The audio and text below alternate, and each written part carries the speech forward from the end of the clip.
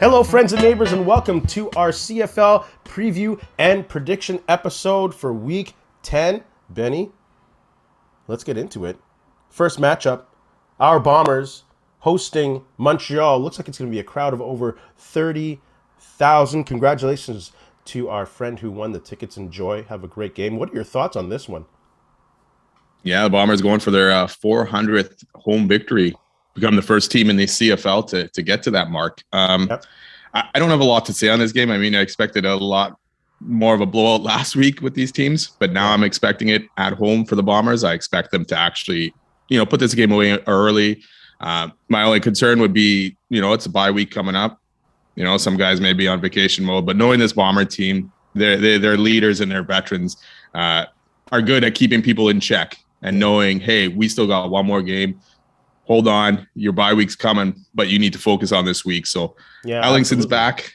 I think with the bye week coming, it actually helps them focus on the team that they have in front of them. They're not worried about Calgary coming up the week after or Saskatchewan and Labor Day. So with this bye week, they know, okay, we have vacation. Montreal is it. Yeah, and any lesser team, I would think, okay, the bye week would concern me more, but it's the Bombers, man. We've seen this veteran team, the way they've played so far this season. Yeah. A lot of people are saying, "Oh, they're lucky that they're 9-0." Getting by some of these teams. It's just like, well, no, they're a veteran, skilled team. They know what they're doing out there. Yeah, not everything's going to end up being a blowout or whatever. Some games are a lot closer than we're expecting, but I'm still hoping to see them actually trounce a team, and Montreal would be a good team to trounce. Yeah, you're about to mention Greg Ellingson is coming back. Dude's still 8th in receiving after missing 3 games. That's crazy. That is crazy. Yeah, and it's nice to finally get that whole receiving core back together with Dembski now back too. A few games, Dalton Schoen playing amazing. Yeah. If Oliveira can keep it up as well. And that O-line just needs to give Collaros a little bit better protection than they did last week. He was running around a little bit, and he needs to focus a little bit better. But yeah. And then the D is the D, man. I mean, there's not much more you can say on that D. It knows when it needs to shut things down, and it's not allowing touchdowns. No one gives enough credit to Donald Rutledge. This guy's leading the team in tackles. He's up there in the league, top 10, I believe. And he replaced Mercy Maston, a heck of a DB/Sam linebacker. So props to Donald Rutledge for being such a big cog in that defense. It hasn't slipped off on that Sam side. Yeah, that's the great thing, right? Because you haven't mentioned his name as being a bad thing at all because he's just played so good. It's just like he's almost been part of this defense for so long. You forget what he's doing in his first season, right? So it's exciting because then you got Brandon Alexander has got to be back sometime soon, hopefully, too, as well. So hopefully after the bye, he's getting in there as well. So this D is going to even get better. Yeah, I'm also really liking watching. I really like liking to watch Janarian Grant's evolution. Like, this is very close to how Lucky Whitehead started moving on up. Special teams, get him in some packages. Unfortunately, he left Winnipeg to go to BC, so we got to see that full development of Lucky Whitehead. But this guy is very much on the same path. They're really trying to find ways to put the ball in his hands. Yeah, and they should because, we've obviously seen what he can do on kick returns, punt returns. He took one back last week, the punt back.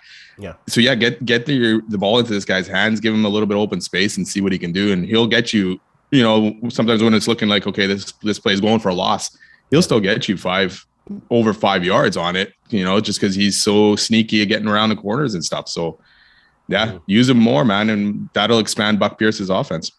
Yeah, I'm obviously going to take the Bombers in this one. Yeah. Like, Montreal stayed in the game last week due to the Bombers' mistakes at the beginning of the game. Let's be honest. It's not like Montreal was playing lights-out ball or anything like that. Just too many mistakes on the offensive side, giving them the ball and giving them chances to stay in it.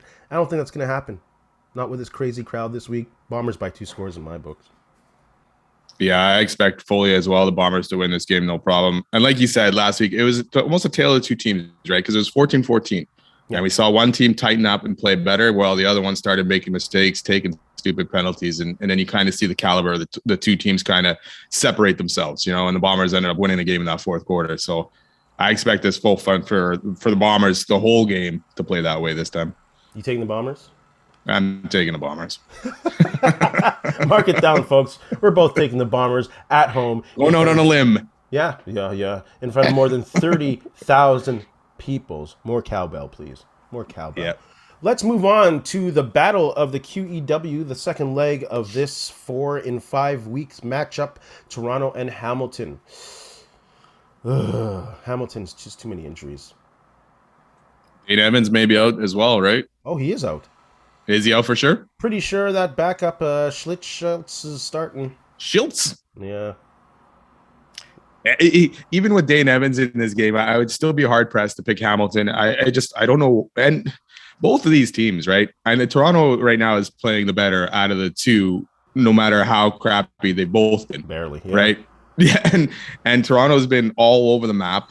And it's like, okay, they finally got it together, and then they go lose to Ottawa. And Hamilton, they win a game, and then okay, maybe they're turning it around, and then they play good half of football. The second half comes, and it's like, no, still same Hamilton.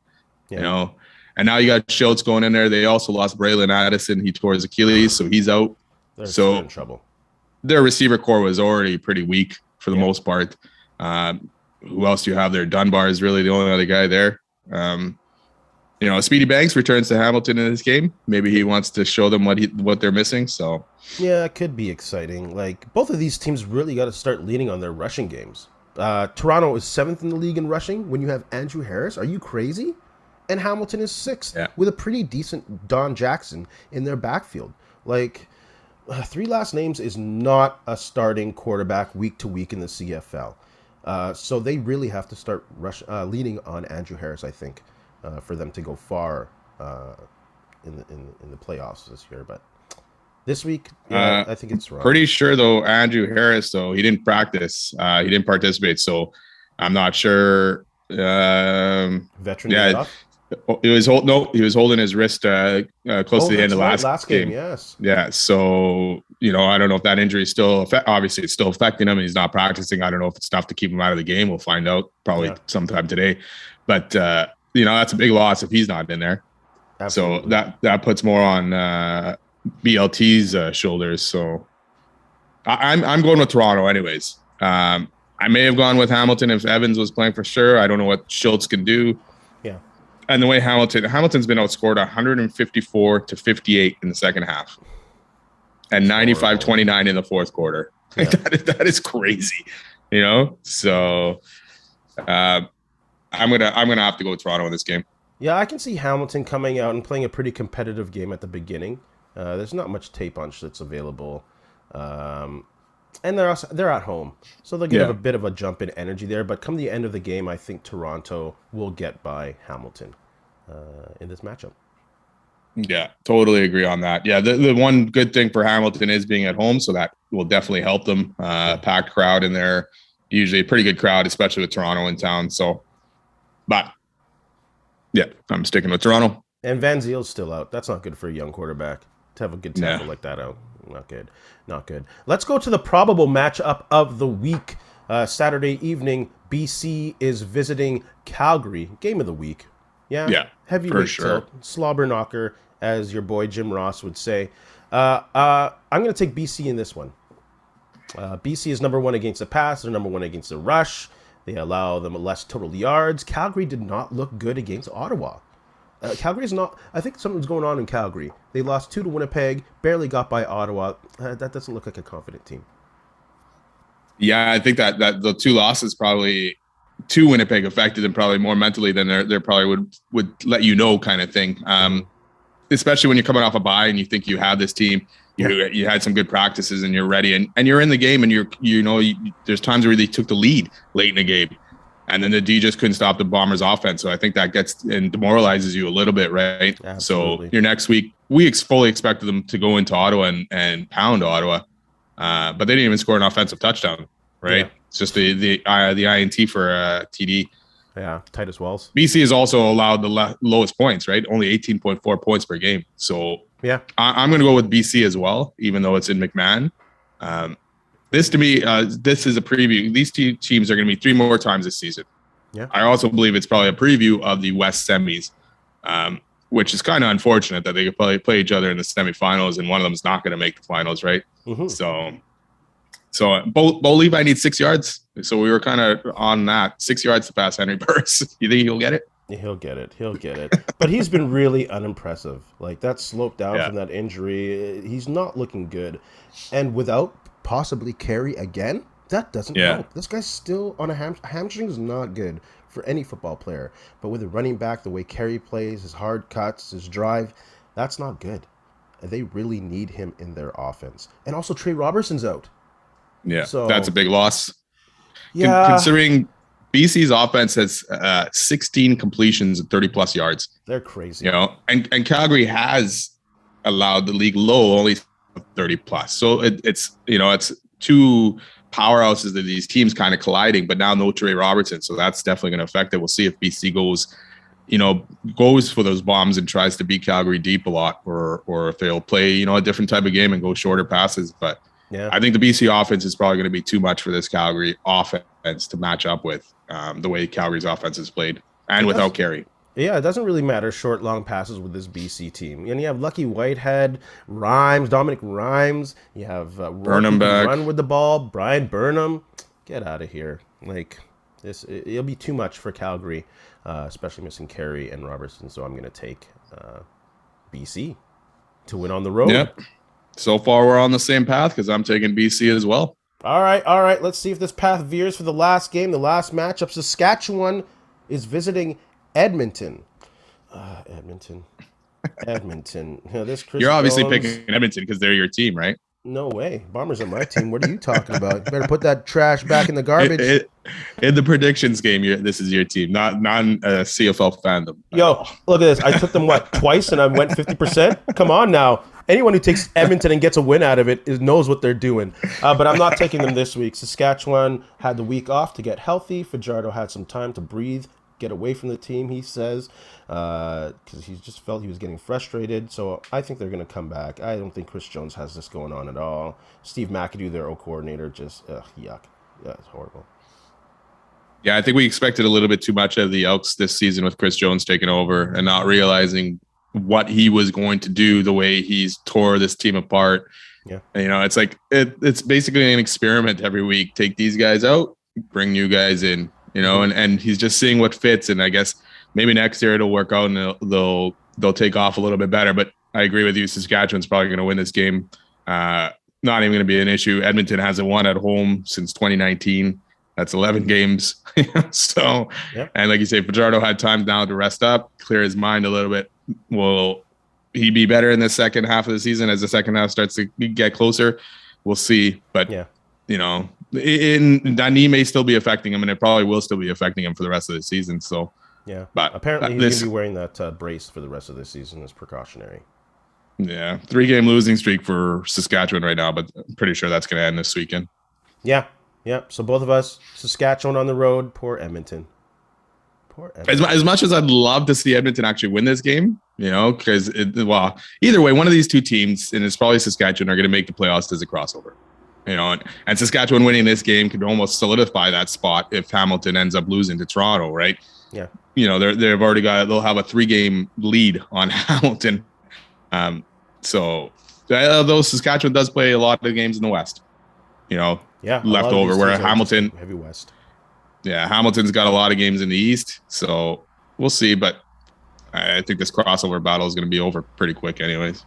Yeah, friends and neighbors, don't forget to give us a like. Put in your predictions in the comments below. Thank you all for sharing your power rankings also in the last episode. That was great. Speaking of playoffs, should the CFL change the playoff format? Yes. Either change the format or go to one division. Mm-hmm. Like I said, it'll be unfair if Calgary, BC are playing each other in the West semi. Yeah. Then at that point, then you have one of those two teams possibly against the Bombers, right? And that's the West final. Now all of a sudden, whoever wins that game could end up playing Toronto, who ended up 8-10. It's a little unfair in that way that any team that has a losing record gets to host a game and has a easy path to possibly making the Grey Cup final. I don't think that's good for the league at all. It's not a good look. Yeah, I don't care, actually. I think it's great if a losing team makes it to the Grey Cup. It doesn't happen often. We don't see 2001 happen very often in the CFL. That's a rarity. And also, if you change the format where it's a top 6 getting in, or if it's one division, you're going to have 2 or 3 teams come Labor Day where fans don't care and they're not going to show up. And with a gate-driven league, that's going to be a killer, especially in markets like BC or Toronto. If they're out at Labor Day, no one's going to come to those games. So I think it's imperative that until this is like a TV-driven league, that you keep everyone as competitive as you can to the last weeks possible. So that's why I went more business than actual competitiveness. I would keep it the way it is right now. I get that, but I also want to see the two best teams kind of in the final. And I know sometimes, a lot of times that doesn't happen anyways. Teams end up losing. Obviously, you talk about 2001, 8-10 Calgary beating the Bombers. So, it happens. It'll happen. It's football. It's one game a week. Anything can happen, right, in that game. So, but I still would love to be able to see, there was a chance that Winnipeg could play BC or Winnipeg could play Calgary or something like that, right? Yeah. And the East has been it's overly terrible this year compared to other years. Like we've talked about, okay, usually there's one or two teams that are really good in that East, and they battle it out for first. But this year it's really only one that's decent. It's not, we can't even say Toronto's good. And they've gotten by beating teams in the East pretty much. So I don't know. I don't like it that way, but I do agree with you in a sense that if Ottawa was completely out of it, no one's going to Ottawa games. If Toronto is completely out of it, their 10,000 is down to 5,000, right? It's just like, it wouldn't be good for the league in that way. I do agree on that end. Yeah, it's such a conversation. Like, it doesn't happen every year. It's usually when there's such huge difference between teams where it's like, oh, we'd love to see the top two make it to the Grey Cup. But yeah, I'm sure that conversation will keep happening as long as there's a big gap. It's like you said, it's probably happening a lot. Right now, the West, it's been tilted for the West for how many years now? Standings wise. Right. Yeah, it's been so tilted at West. Yeah. And then, so it's been tilted that way. So you're kind of looking at going all the time, going, oh, the East has been sucking forever. It hasn't. Hamilton's had pretty good teams. There was a pretty good duel last year for positioning in there between Toronto, Hamilton, and Montreal. That was a good one.